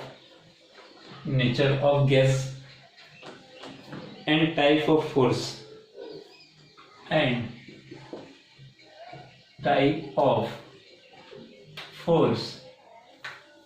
dominant. ચાલો પ્રશ્ન શું કહેવા માંગે છે? તે એક વાયુ આપેલો છે, એ વાયુનું કદ આપેલું છે. એટલે વાયુ કેટલો છે? 1 મોલ વાયુ છે. વાયુ કેટલો છે? 1 મોલ વાયુ છે. 1 મોલ વાયુનું કદ આપેલું છે અને એનું પરિસ્થિતિ આપી છે STP પરિસ્થિતિ આપી છે. એટલે STP એ પરિસ્થિતિમાં રહેલો એક વાયુ છે જેના મોલ 1 મોલ છે, એનું કદ 25 લીટર છે. તો એ વાયુનું નેચર એટલે લક્ષણ નક્કી કરવાનું છે અને કયો આકર્ષણ બળ છે કે અપાકર્ષણ બળ છે એ નક્કી કરવાનું છે. તો મને આગળ વાત કરી આકર્ષણ બળ અપાકર્ષણ બળ ક્યારે હોઈ શકે? તો કદ વધે તો અપાકર્ષણ કહેવાય. અપાકર્ષણ ક્યાં લાગુ પડે? z greater than 1 હોય ત્યારે. એટલે z ની કિંમત 1 કરતા વધારે હોય. આગળ જો લખ્યું સારું કે z greater than 1 હોય તો શું કહેવાય? ધન વિચલન કહેવાય. શું કહેવાય? ધન વિચલન કહેવાય. એટલે કદ વધે એટલે v real greater than v ideal કહેવાય. બરાબર. ચલો ત્યાર પછી આગળ વાત કરીએ. કદ અહીંયા વધે, ત્યારબાદ z less than 1 એટલે ઋણ વિચલન કહેવાય. ત્યાં કદ ઘટે, અહીંયા આકર્ષણ થાય, અપાકર્ષણ થાય. બરાબર. કદ વધે એટલે અપાકર્ષણ થાય, અહીંયા કદ ઘટે શું થાય? આકર્ષણ થાય. એટલે v ideal greater than v real થાય. હવે આપણે આગળ શીખી ગયા છીએ તો મારે શું કરવું પડશે? z ની વેલ્યુ શોધવાની. જો z ની વેલ્યુ 1 મળે તેનો મતલબ PV nRT કહેવાય. અને આ શું કહેવાય? PV nRT એટલે આદર્શ વાયુ કહેવાય. એટલે એનું નેચર ખબર પડી ગયું કે આદર્શ વાયુ છે કે નહીં. પણ જો 1 ના મળે, z કરતા 1 કરતા વધારે મળે કે ઓછી મળે તો આપણે એને શું કહીશું? વાસ્તવિક વાયુ કહીશું. શું કહીશું આપણે? વાસ્તવિક વાયુ છે. એટલે z ની કિંમત પરથી બધું નક્કી થઈ જશે. એટલે શોધવું શું પડશે? z ની કિંમત. તો z ની કિંમત શોધવા માટે બે સૂત્ર હતું કે z બરાબર PV nRT મૂકો અથવા z બરાબર v real ભાગ્યા v ideal. અને p મૂકો. એક બાર STP છે. પાછું અહીંયા આપેલું છે STP આપણને ખબર છે સ્ટાન્ડર્ડ ટેમ્પરેચર પ્રેશર. દબાણ 1 બાર, કદ 22.4 લીટર, nRT. બરાબર. n ની કિંમત તમે આપેલું છે 1 મોલ, r ની કિંમત 0.083, p ટેમ્પરેચર 273. આ મૂકીને ગણશો તો પણ જવાબ આવશે. એના કરતા શોર્ટકટ અહીંયા પડશે v real v ideal. તો v real આપેલું છે આપણને કેટલું? 25 લીટર આપેલું છે. એટલે મૂકીએ 25 લીટર ભાગ્યા v ideal. તો STP એ v કદ કેટલું હોય? 22.4 લીટર એટલે અહીં મૂકી દઈએ 22.4 લીટર લીટર લીટર કેન્સલ એટલે આપણને જવાબ મળશે 1.11 જવાબ મળશે એટલે 1.11 જવાબ મળશે તો z મળે આપણને 1.11 માટે લખી શકીએ કે z ગ્રેટર ધેન 1 મળે છે z ગ્રેટર ધેન 1 મળે છે તો આપણે કહેવાય ધન વિચલન એટલે વાયુનું નેચર કેવું થયું વાયુનું નેચર વાસ્તવિક વાયુ થઈ ગયો વાયુનું નેચર કેવું છે વાસ્તવિક વાયુ છે ત્યારે z ની કિંમત 1 મળે છે એટલે કેવું વિચલન કહેવાય ધન વિચલન કહેવાય ધન વિચલન એટલે અપાકર્ષણ થશે તો કદ વધશે ત્યાં v real v ideal કરતા વધારે હશે એટલે જો આપેલું કદ v real 25 છે જ્યારે આ 22.4 છે એટલે ડાયરેક્ટ આપણે યાદ હોય તો ગણવાની જરૂર પડતી નથી કે ભાઈ v real ની કિંમત વધારે છે v ideal ની કિંમત ઓછી છે v real greater than v ideal જવાબ તમે ડાયરેક્ટ લખી શકો છો એટલે આ રીતે તમે એને એક્ઝામ્પલ સોલ્વ કરી શકો છો એટલે પરીક્ષામાં શું પૂછાઈ શકે તમને કોઈ વાયુ આપેલો હશે એનું કદ આપેલું હશે એના મોલ આપેલા હશે અને તમને પૂછવામાં આવે કે કયો વાયુ છે આદર્શ વાયુ છે કે વાસ્તવિક વાયુ છે એ શોધો તેમાં કદ વધે છે કે ઘટે છે દર્શાવો આકર્ષણ છે કે અપાકર્ષણ છે તે દર્શાવો ધન વિચલન છે કે ઋણ વિચલન છે કે શૂન્ય વિચલન છે એ દર્શાવો એટલે તમને કોઈ પણ પ્રકારનું આમાંથી એક્ઝામ્પલ પૂછાઈ શકે છે તમે એને સોલ્વ આઉટ કરી શકો છો બરાબર ચલો બીજો ક્વેશ્ચન જોઈ લઈએ થોડું જાતે નોલેજ યુઝ કરો તો સરસ રહેશે હવે આવા પ્રશ્નો તમારે જાતે સોલ્વ કરવાના હોય છે હું કેટલાક એક્ઝામ્પલ તમને આપીશ બરાબર એક ક્વેશ્ચન આપું છું તમારે અત્યારે એને વિડિયો પોઝ કરીને સોલ્વ આઉટ કરવાનો છે ચલો પછી કોનો જવાબ સાચો આવે છે કોનો ખોટો આવે છે જોઈશું આપણે બરાબર તો હું તમને કેટલાક ગેસ આપું છું એક ઉદાહરણ આપું છું અહીંયા લખીશ ગેસિયસ એટલે વાયુ લખીશ ગેસિયસ લખીશ બરાબર ચલો ગેસ છે A gas B gas C gas અને D ગેસ ચાર ગેસ લઈએ છીએ બરાબર અહીંયા લખીશ એની z ની વેલ્યુ આપેલી છે z ની વેલ્યુ આપેલી છે હું લખું અહીંયા આગળ 1.5 આપેલી છે 1.5 આપેલી છે અને લખી છે 0.8 લખ્યા ને 0.8 અહીંયા લખું 0.6 0.6 અને અહીંયા સોરી અહીંયા 1.6 લખ્યા આપણે 1.6 અહીંયા 0.4 લખી છે તો z આપેલા છે બરાબર અહીંયા વાળો આપે છે A B C D અને z ની કિંમત આપે છે 1.5 0.8 1.6 અને 0.4 એનો ક્વેશ્ચન નંબર 1 જોઈએ એના બે ક્વેશ્ચન હશે question number 1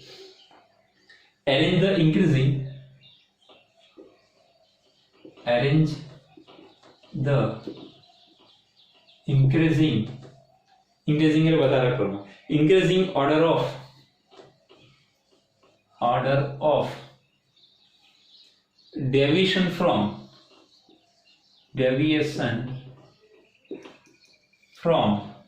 deviation from ideal behavior ચલો તો તમારે શું કરવાનું છે તો વિચલન દર્શાવવાનું છે કોણ આઈડિયલ જે ગેસ છે એનથી વિચલન દર્શાવતું ચડતો ક્રમ દર્શાવવાનો છે ખ્યાલ છે પ્રશ્ન શું કહે છે કે તમારે ચડતો ક્રમ દર્શાવવાનો છે કોનો આઈડિયલ ગેસનો ચડતો ક્રમ દર્શાવવાનો છે બરાબર તો હવે આઈડિયલ ગેસનો ચડતો ક્રમ દર્શાવવાનો છે એટલે સૌથી વધારે પહેલા z ની વેલ્યુ જોવાની આપણને ખબર છે કે આઈડિયલ ગેસની અંદર આઈડિયલ ગેસ એટલે આઈડિયલ ગેસ ક્યારે બને જ્યારે PV nRT થાય ત્યારે PV nRT એનો મતલબ થાય કે z બરાબર 1 મળવો જોઈએ તો આ જે બધા વાયુઓ છે એ વાયુઓને આઈડિયલ ગેસના ક્રમમાં ગોઠવવાના છે કે આમાંથી કયો વધારે પહેલો આઈડિયલ ગેસ વર્તણૂક દર્શાવશે પહેલો કયો વાયુ આદર્શ વર્તણૂક દર્શાવશે તો z ની કિંમત 1 હોવી જોઈએ પણ z ની કિંમત એકમાં 1 છે નહીં તો જે z ની નજીક હશે જે કિંમત z ની નજીક હશે જે કિંમત z ની નજીક હોય એ આઈડિયલ ગેસ દર્શાવવાનો પ્રયત્ન કરે તો અહીંયા ડિફરન્સ કેટલો છે z બરાબર કેટલો હોવો જોઈએ તો z બરાબર 1 હોવો જોઈએ પણ અહીંયા કેટલો છે 1.5 એટલે ડિફરન્સ કેટલો છે 0.5 નો ડિફરન્સ છે અહીંયા કેટલો ડિફરન્સ છે 0.2 નો ડિફરન્સ છે અને 0.2 નો ડિફરન્સ છે ને એક કરતા અહીંયા કેટલો ડિફરન્સ છે તો 0.6 નો ડિફરન્સ છે અહીંયા 0.4 નો ડિફરન્સ છે અને અહીંયા 0.6 નો ડિફરન્સ છે બરાબર છે આ ડિફરન્સ છે તો કઈ વેલ્યુ z ની નજીક છે z ની નજીક એટલે કઈ વેલ્યુ 1 ની નજીક છે તો અહીંયા ડિફરન્સ બહુ ઓછો છે 0.2 ડિફરન્સ છે અને ખૂબ નજીક છે 1 ની નજીક છે ને વેલ્યુ એકની નજીક છે એટલે આપણે શું આવશે પહેલા b ગ્રેટર ધેન, પછી કોણ આવશે, કોણ વધારે નજીક છે, વધારે નજીક કોણ થશે, તો અહીંયા છે તો અહીંયા 1.5 છે ને, 1.5 છે, અહીંયા 1.6 છે, 1.6 વધારે નજીક આવશે, કેટલા આવશે એટલે 1.6 આવશે, એટલે આપણે લખીશું 1.6 0.4, હા 0.4 એકદમ નજીક છે, અહીંયા 0.6 છે, 0.6 બરાબર, એટલે 0.6 લખી શકીશું આપણે ત્યાં, એટલે અહીંયા લખીએ કે b જે છે એ 0.2 છે, નજીક છે, ત્યારબાદ આવશે ધ્યાનથી જોઈ શકું, ત્યાર પછી શું આવશે અહીંયા, હા b આવશે 0.2 નજીક છે, ત્યાર પછી z ની વેલ્યુ આ કેટલી દૂર છે, 0.4 દૂર છે, આ 0.6 દૂર છે, આ 0.5 દૂર છે, એટલે આવશે શું આવશે, c આવશે ને 0.4, z ની નજીક છે 0.4 એટલે c આવશે ગ્રેટર ધેન આ 0.5 છે એટલે આવશે a ગ્રેટર ધેન d, એટલે z ની કિંમત કેટલી દૂર છે એ નક્કી કરે છે, એટલે z કરતા z ની કિંમત 1 હોવી જોઈએ, અહીંયા 1.5 છે તો 1 થવા માટે કેટલા દૂર છે, 0.5 દૂર છે, અહીંયા 0.2 દૂર છે, અહીંયા 0.4 દૂર છે, અહીંયા 0.6 દૂર છે, એટલે સૌથી પહેલા આ નજીક થશે, પછી આ નજીક થશે, અને નજીક 1 થવા માટે 0.2 ની જરૂર છે, અને 1 થવા માટે 0.4 ની જરૂર દૂર કરવા પડશે, અને 0.5 દૂર કરવા પડશે, અને 0.6 મેળવવા પડશે, એટલે પહેલું આ વધારે આઈડિયલ ગેસ થશે, એટલે પછી આઈડિયલ ગેસ બનશે, ત્યાર પછી આ આઈડિયલ ગેસ થશે, અને પછી આઈડિયલ ગેસ થશે. આવા ક્વેશ્ચન તમને પરીક્ષામાં પૂછાતા હોય છે, બરાબર. ચલો આશા રાખું છું ખ્યાલ આવશે. Question number 2, question number 2, arrange in order of attractive force among molecules, એટલે અહીંયા તમારે આકર્ષણ બળના ક્રમમાં ગોઠવવાના છે, બધું લખી દો, આકર્ષણ બળના ક્રમમાં ગોઠવવાના છે, આકર્ષણ બળના ક્રમમાં ગોઠવો, એટલે આ વાયુઓ જે છે અંદર કોની અંદર આકર્ષણ બળ વધારે છે અને કોની અંદર ઓછું હશે એ શોધવાનું છે, કોની અંદર આકર્ષણ બળ વધારે છે અને કોની અંદર આકર્ષણ બળ ઓછું છે એ શોધવાનું છે, બરાબર છે. તો સૌથી પહેલા વિચારી લઈએ કે આકર્ષણ બળ ક્યાં જોવા મળે, જ્યાં ઋણ વિચલન થતું હોય ત્યારે, ક્યાં જોવા મળે, ઋણ વિચલન થતું હોય, અને ઋણ વિચલન ક્યારે થાય તો z < 1 હોય ત્યારે, હા z < હોય ત્યારે ઋણ વિચલન થતું હોય છે. તો સૌથી વધારે ઋણ વિચલન ક્યાં જોવા મળે, સૌથી વધારે સૌથી દૂર કોણ છે, તો z ની કિંમત 1 કરતા ઓછી છે, z ની કિંમત 1 કરતા ઓછી છે, એટલે એનો મતલબ કે z કરતા વધારે દૂર કોણ છે, વધારે દૂર કોણ છે, 0.6 વધારે દૂર છે, એટલે આવશે d ગ્રેટર ધેન, પછી આવશે a greater than, c greater than b, આ જવાબ થશે. ખ્યાલ આવે છે, તો આ જવાબ તમારો થશે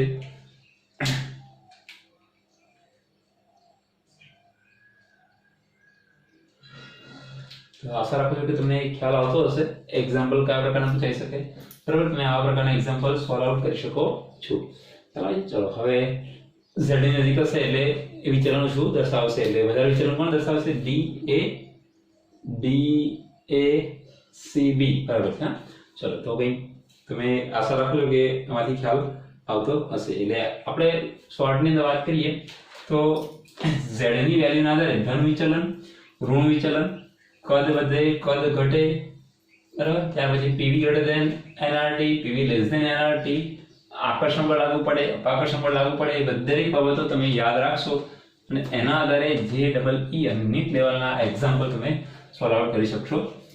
હવે આગળની ટોપિકની ચર્ચા કરીએ છીએ, આગળ ટોપિક વાત કરીએ છીએ. તો આગળની ટોપિકની વાત કરીએ કે z વિચલન દર્શાવે છે. હવે આલેખ દોરીશું, એક બીજો આલેખ સમજવાનો પ્રયત્ન કરીશું.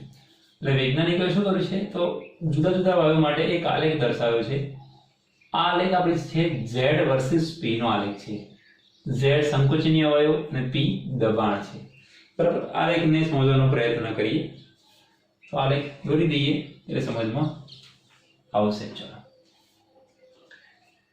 બરાબર, ચલો અહીંયા લઈશું આપણે z સંકોચનીય અવયવ, ઉપર જતા સંકોચનીય અવયવ નીચે, બરાબર. અહીંયા લખીશું દબાણ p, દબાણ p, આ સાઈડ દબાણ વધે, આ સાઈડ દબાણ ઘટે, બરાબર. ચલો સમજો.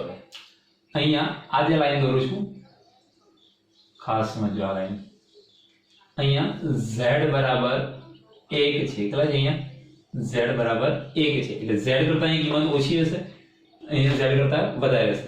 એટલે z કરતા કિંમત ઓછી હશે એટલે અહીંયા નીચેનો ભાગ શું કહેવાય? ઋણ વિચલન કહેવાય. હા, આગળ સમજી ગયા છે કે z <1 હોય તો ઋણ વિચલન કહીએ છીએ અને z greater હોય તો આપણે શું કહીએ છીએ?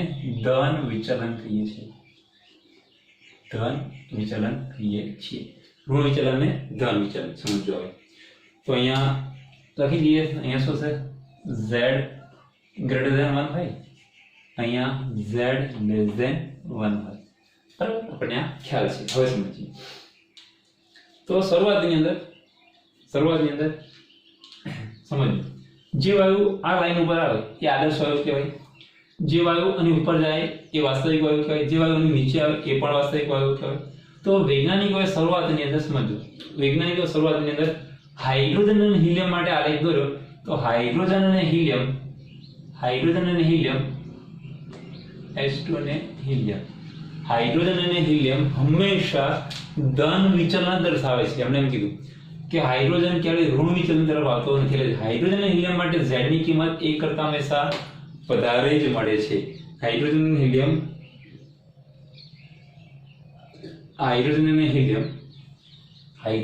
હિલિયમ z ની કિંમત વધારે જ મળે છે. એ દબાણ વધારે હોય, જો દબાણ અહીંયા ઓછું છે તો પણ ધન વિચલન ઉપરની બાજુ છે, અહીંયા તો પણ ઉપરની બાજુ, અહીંયા તો પણ ઉપરની બાજુ, અહીંયા દબાણ માપે તો પણ ઉપર, અહીંયા માપે તો પણ દબાણ. એટલે દબાણ ઓછું હોય કે વધારે હોય, હાઇડ્રોજન અને હિલિયમ હંમેશા શું દર્શાવશે? ધન વિચલન દર્શાવશે. આ બાબતમાં તો ખાસ નોંધો બાજુમાં કે હાઇડ્રોજન અને હિલિયમ શું કરશે? હંમેશા એટલે કે વધુ દબાણે અને ઓછા દબાણે શું કરશે? હંમેશા ધન વિચલન દર્શાવે છે. પરીક્ષામાં પૂછાઈ શકે આવા પ્રશ્ન. ચાલો, પહેલી બાબત ખબર પડી. એટલે એમણે જે આલેખ દોર્યો એ આલેખની અંદર હાઇડ્રોજન અને હિલિયમ હંમેશા ધન વિચલન એટલે એની વેલ્યુ કેટલી? z કરતા વધારે જ મળશે હંમેશા, એટલે કે 1 કરતા વધારે મળશે z ની કિંમત. બરાબર. તો હાઇડ્રોજન અને હિલિયમ માટે વાત કરી. ત્યારબાદ એમણે બીજી વાત કરી, પછી નાઇટ્રોજન માટે આલેખ દોર્યો. તો નાઇટ્રોજન માટે આલેખ દોર્યો. તો નાઇટ્રોજન ની અંદર શરૂઆતની અંદર આલેખની અંદર ઘટાડો થયો, પછી વધારો થયો. એટલે નાઇટ્રોજન ની વાત કરીએ છીએ તો નાઇટ્રોજન ની અંદર z ની વેલ્યુ શરૂઆતમાં ઘટી. કયા? ઓછા દબાણ. એટલે ઓછું દબાણ નહીં ને, અહીંયા દબાણ આ સાઈડ વધારે છે, અહીંયા દબાણ લઈએ, અહીંયા દબાણ સૌથી વધારે છે, અહીંયા દબાણ ઓછું હશે. એટલે ઓછા દબાણે ધીમે ધીમે ક્યાં આવે છે? ઋણ વિચલનમાં આવે છે. ઓછા દબાણ નીચે પછી અહીંયા આવી જાય છે, એની રેન્જ પૂરી થઈ જાય છે, પછી પાછું વધે છે. આ જગ્યાએ કેવો વર્તે છે?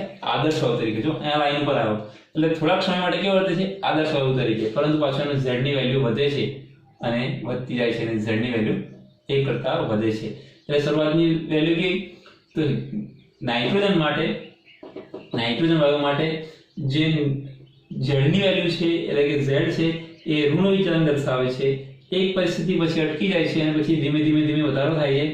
એક સમયે આદર્શ વાયુ જેવું વર્તન દર્શાવે છે, એની z ની વેલ્યુ 1 બને છે અને પછી આગળ જતા z કરતા વધે છે એટલે ધન વિચલન દર્શાવે છે. એટલે નાઇટ્રોજન માટેનું શું મળ્યું? ધન વિચલન, ઋણ વિચલન અને ધન વિચલન બંને મળે છે. ત્યારબાદ સેકન્ડ પર વાત કરીએ, બીજો નંબર વાત કરીએ કે આપણે ઓક્સિજન માટે માપન કર્યું. તો ઓક્સિજન માટે પણ એ જ ઘટના બની. O2 માટે પણ એ જ ઘટના બની.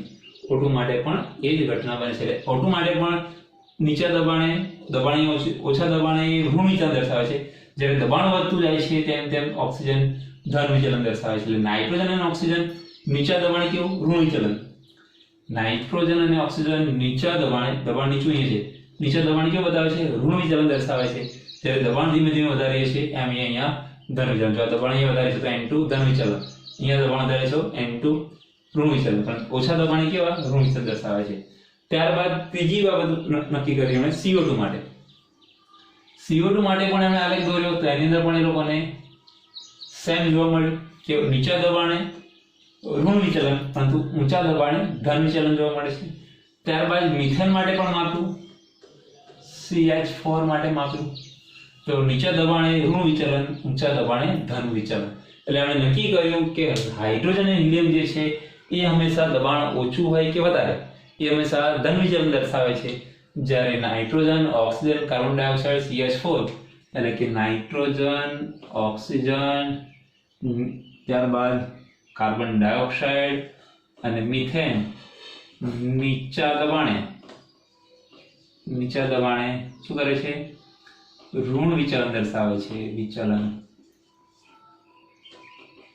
જ્યારે ઊંચા દબાણે કેવો છે? ધન વિચલન દર્શાવે છે. ચાલો, બે મુદ્દા ખાસ અગત્યના છે. એટલે આ જે ચાર વાયુ છે એ નીચા દબાણે ઋણ વિચલન દર્શાવે છે, પરંતુ જેમ જેમ દબાણ વધશે એમ આલેખ ઉપર જતો જશે. ખાસ અગત્યની છે, આ બાબત નોંધવાની છે અને આના આધારે કેટલાક પરીક્ષામાં ક્વેશ્ચન પૂછાતા હોય છે. બરાબર? તો આ બાબતમાં સમજ આવી ગઈ હશે, સમજૂતી મળી ગઈ હશે એવી આશા રાખું છું. ચલો મિત્રો, હવે તમને આશા રાખું છું કે ખ્યાલ આવી ગયો હશે. બરાબર છે કે Z ની કિંમત 1 હોય તો આદર્શ વાયુ કહી શકીએ, પણ શરૂઆતની અંદર હાઇડ્રોજન અને હિલિયમ નીચે આવતા નથી, એટલે ઋણ વિચલન ક્યારે દર્શાવતા નથી, હંમેશા ધન વિચલન દર્શાવે. એ દબાણ અહીંયા ઓછું છે, અહીંયા દબાણ ઓછું છે, અહીંયા દબાણ વધારે છે, ત્યારે પણ એ ધન વિચલન દર્શાવે છે. જ્યારે આ ચાર વાયુઓ છે એ પેલા ઋણ વિચલનથી ધન વિચલન દર્શાવે છે. બરાબર? અને ક્વેશ્ચન કઈ રીતે પૂછાઈ શકે તો એક ક્વેશ્ચન જોઈએ આપણે. એક ક્વેશ્ચન જોઈએ ખ્યાલ આવે. મિત્રો, આ બધી વસ્તુ યાદ રાખજો. આટલી વસ્તુ તમે યાદ રાખશો તો કોઈ પણ પ્રકારનો એમસીક્યુ હશે તમે એને ઇઝીથી સોલ્વ આઉટ કરી શકશો. બરાબર? ચાલો તો સમજીએ ને એક ક્વેશ્ચન લઈએ છીએ.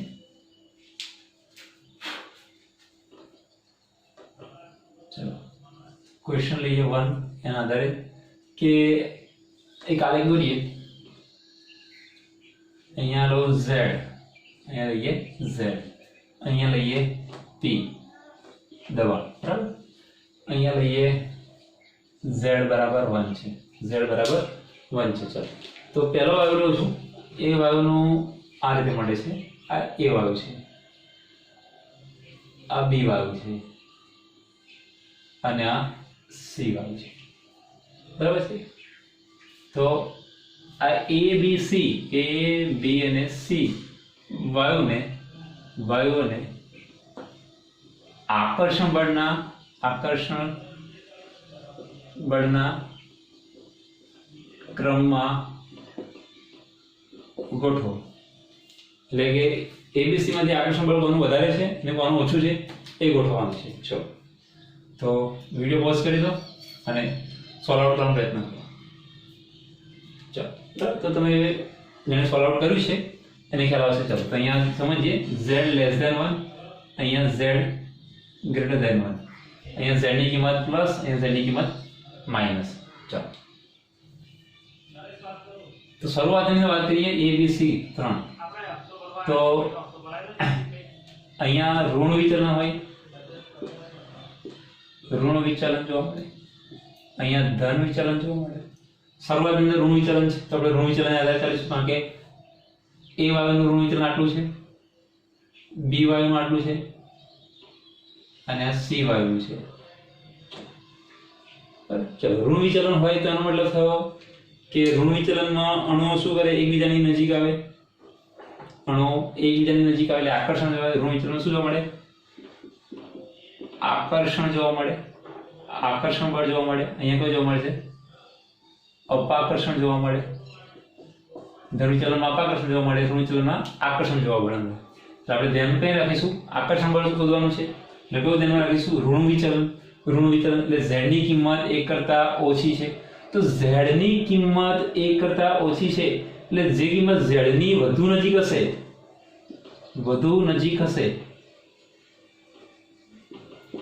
એ વધુ આકર્ષણ ધરાવશે. એ Z ની કિંમત જેટલી વધારે 1 ની નજીક હશે એટલું વધુ આકર્ષણ દર્શાવશે. તો Z ની કિંમત વધારે કોણ નજીક છે? આ Z ની કિંમત વધારે જેટલી નજીક હશે એટલું વધારે દર્શાવશે. હવે સમજો, Z ની કિંમત વધુ Z ની નજીક હશે. હવે સમજીએ છીએ જે બાબત સમજવાની છે કે જેટલું વધારે ઋણ વિચલન થશે, હા ને, જેટલું વધારે ઋણ વિચલન થશે અને કણી કાઢીએ બીજી રીતે સમજીએ. જેટલી Z ની કિંમત 1 થી દૂર થશે, Z less than 1, ઋણ વિચલન ક્યારે જોવા મળે? જ્યારે કિંમત નીચે ઘટતી જાય ત્યારે Z કરતા કિંમત દૂર જતી થાય. એટલે Z ની કિંમત દૂર જશે, Z ની કિંમત જેટલી દૂર જશે એટલું આકર્ષણ વધતું જશે. ખ્યાલ રાખો તમે. અણુઓ જે છે અહીંયા લખી દેવા બધું ખબર પડશે તમને. ચલો ઋણ વિચલનમાં શું હતું? PV less than nRT હતું. PV લેસ ધેન એનઆરટી હતું, અહીંયા હતું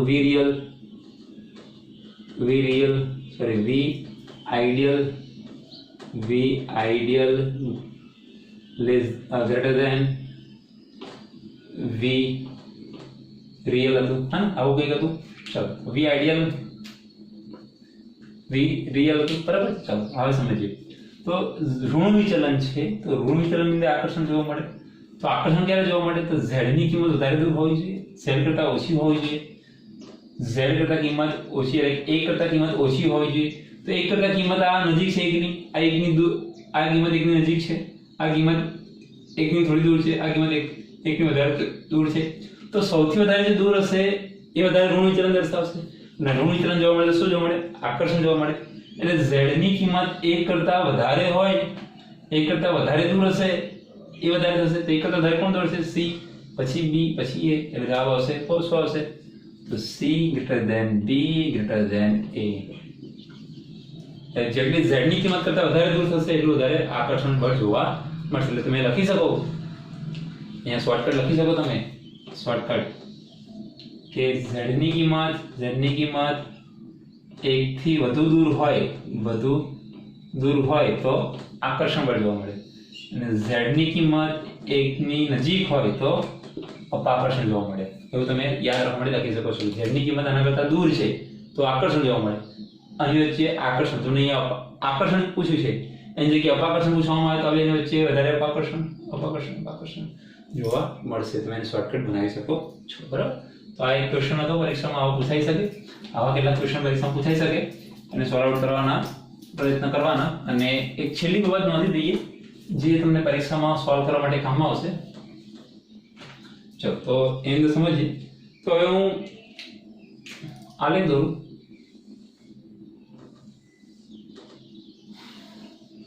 અહીંયા z લઈએ, પરંતુ z વધે. અહીંયા દબાણ લઈએ, દબાણ p, બરાબર. અહીંયા દબાણ p લઈએ છીએ. હવે સમજીએ. અહીંયા z બરાબર 1 લઈએ, એટલે આ લખી દઈએ z બરાબર 1. ચલો હવે સમજીએ.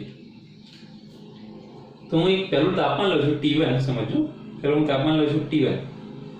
તો હું તાપમાન T1 એટલે હું અહીંયા લઈશ કે તાપમાન T4 વધારે છે, તાપમાન T3 કરતા, T2 કરતા વધારે છે, T1 સૌથી ઓછું છે. એટલે સૌથી વધારે તાપમાન કયું છે? T4. સૌથી ઓછું T1, સૌથી વધારે T4, પછી આનું વધારે, પછી આનું ઓછું, સૌથી વધારે T4, પછી થોડું ઓછું આનું છે, સૌથી ઓછું T1 છે. તો સૌથી પહેલા હું T1 માટે આલેખ દોરું છું, સમજો. T1 માટે આલેખ દોરું છું. તો T1 માટે મને આલેખ કંઈક આવો મળે છે, આ મળે મને T1 માટે, સમજો. T1 માટે મને આવો આલેખ મળે છે. ત્યાર પછી હું દોરું છું T2 માટે, ત્યારે મને આલેખ કંઈક આવો મળે છે. T2 માટે મને આલેખ આવો મળે છે. આ T2 માટે દોરીએ છીએ.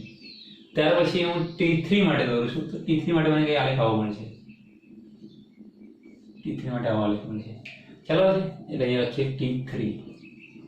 તો સમજો, દરેકની અંદર ઋણ વિચલન દર્શાવે છે, અહીંયા ઉપર ધન વિચલન પણ દર્શાવે છે. પહેલું તાપમાન T1 માટે ઋણ વિચલન વધારે છે, બીજા માટે ઋણ વિચલન ઓછું થાય છે, ત્રીજા માટે વધારે ઓછું થાય છે. જ્યારે ચોથાનો આલેખ દોરીશ ત્યારે આલેખ કેવો હશે? અહીંયા જશે, અથવા મળશે તો થોડો નીચો મળશે આ રીતે. એટલે અહીંયા જોઈએ તો T4, જો દોરદાર T5, ખ્યાલ આવે છે? એટલે જેમ જેમ તાપમાન વધે છે, પહેલા ઓછું હતું, પછી વધ્યું, પછી વધ્યું. જેમ તાપમાન વધે છે એમ છેલ્લે T5 માટે શું બન્યું? z બરાબર 1 થઈ ગયું.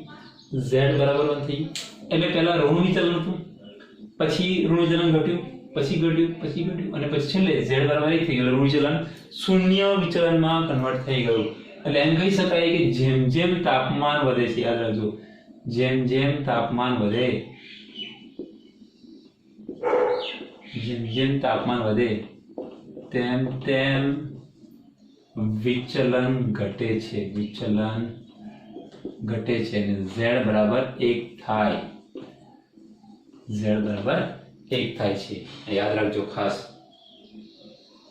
અને z બરાબર 1 થાય એટલે કયો વાયુ કહેવાય? આપણે આદર્શ વાયુ કહી શકીએ. આઈડિયલ ગેસ બની શકે છે. એટલે પરીક્ષામાં પૂછાય કે તાપમાન T વધે તો કયો વાયુ બનતો જાય? આદર્શ વાયુ બનતો જાય. એટલે T જેમ તાપમાન વધે છે તેમ આદર્શ વાયુ બનતો જાય છે. એટલે એ વસ્તુ યાદ રાખવાની છે કે જેમ તાપમાન T વધે છે એમ આદર્શ વાયુ બનતો જાય છે. તો મિત્રો આજે આપણે વાત કરી છે Z ની વાત કરી છે અને આદર્શ વાયુ અને વાસ્તવિક વાયુની કમ્પેરિઝન કરી એનો આલેખ સમજ્યા અને આપણે કેટલાક પ્રશ્નો પણ સોલ્વ કર્યા છે. આજનો લેક્ચર અહીંયા પૂરો કરે છે. આજના લેક્ચરની બધી બાબતો યાદ રાખજો તો આવતો લેક્ચર ખ્યાલ આવશે, નહીં તો આવતા લેક્ચરમાં બધું બાઉન્સ થઈ જશે. તો આજના લેક્ચરની બધી રીતે સમજી લેજો અને MCQ સોલ્વ કરજો અને JEE અને NEET ટેબલ માટે આજનો લેક્ચર ખાસ ઉપયોગી હતો. આજનો લેક્ચર આપણે અહીંયા પૂર્ણ કરીએ છીએ.